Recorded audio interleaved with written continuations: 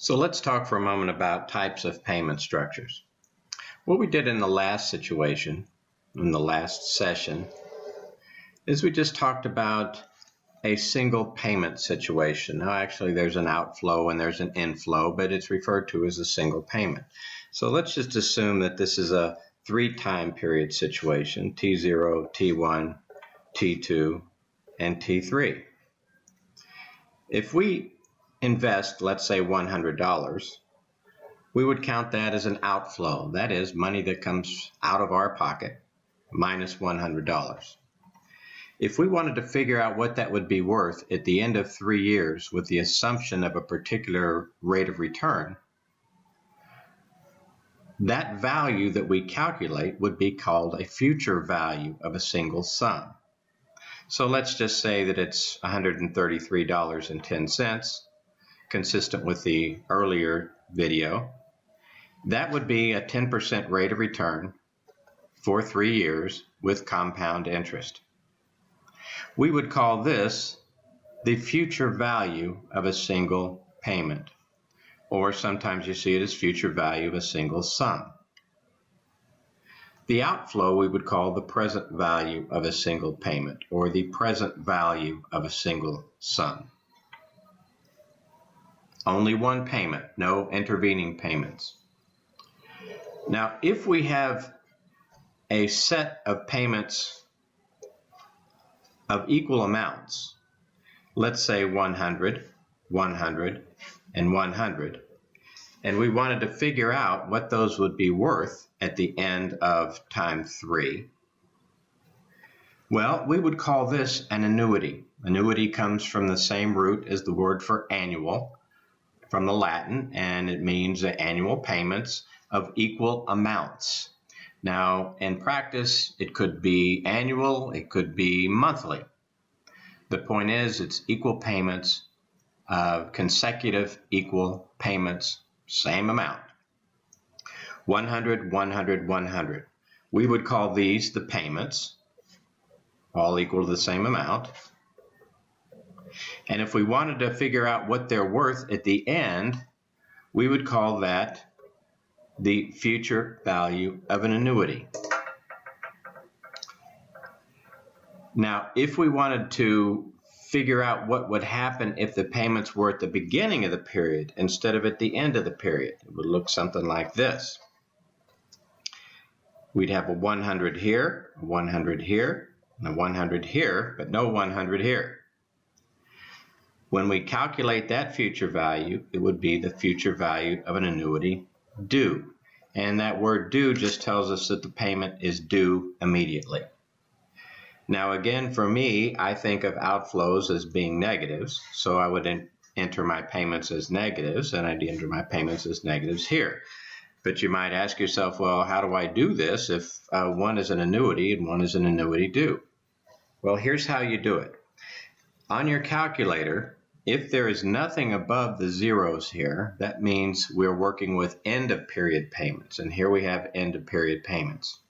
If we have an annuity due, we have to change to beginning of period payments, and here's how we do it.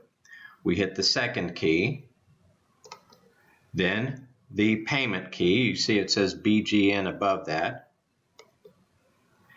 and we go second, enter,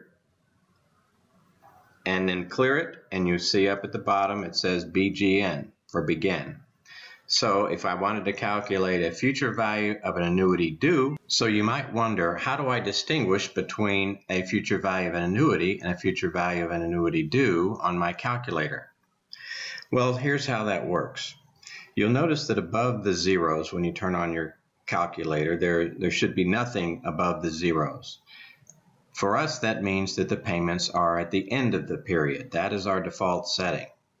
If payments are at the beginning of the period as a future value of an annuity due, we need to change the calculator. And here's how we do it.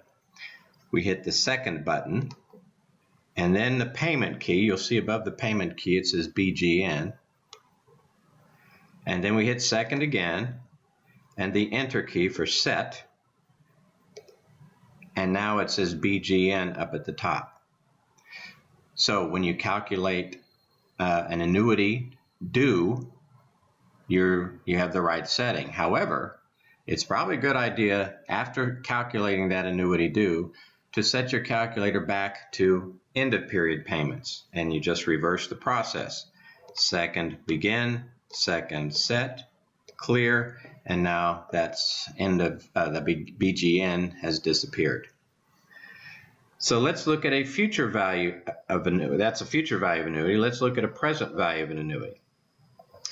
Well, it's the same structure. We've got, in this case, a $100 payment. And we're trying to figure out what the present value of the annuity is. And again, these are payments, all equal. What is the present value of that annuity? If it's an annuity due, the payments are just shifted up. And nothing out here. So this would be the present value of an annuity due. Now note, at this point we have an outflow here, and we turn around and have an inflow at the same time. And we'll deal with that a little bit later. So we have single payments for present value and future value. And we have future value of an annuity, future value of an annuity due, present value of annuity, present value of an annuity due. Now we could have another type of problem. Let's say that it says we have this set of payments. And we're trying to figure out how much we would have at the end if we had, let's say, we put in $100 here and $115 here and another, let's say, $108 here. And we want to figure out, well, what's the future value of that? Well, we can make that calculation, but it is not an annuity, nor is it a future value of a single sum. Instead, what we'd have to do is string together several different calculations. The future value of this cash flow, which, since it's at the end of the period, it has no interest at all. This one, which would have interest for 1 year, and this one, which would have interest for 2 years. And then we just add those three amounts together. So that would be the future value of a series of unequal payments. And of course, we could have the present value of a series of unequal payments also.